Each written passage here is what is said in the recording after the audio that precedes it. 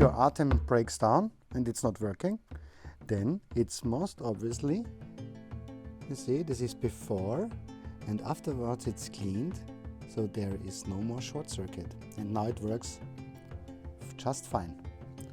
Don't throw it away, just take it, clean it and it's repaired.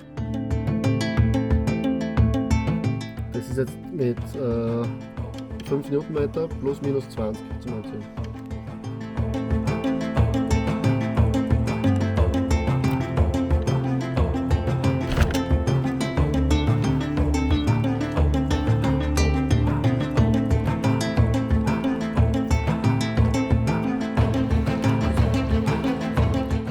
All right, so it is working now. We repaired it.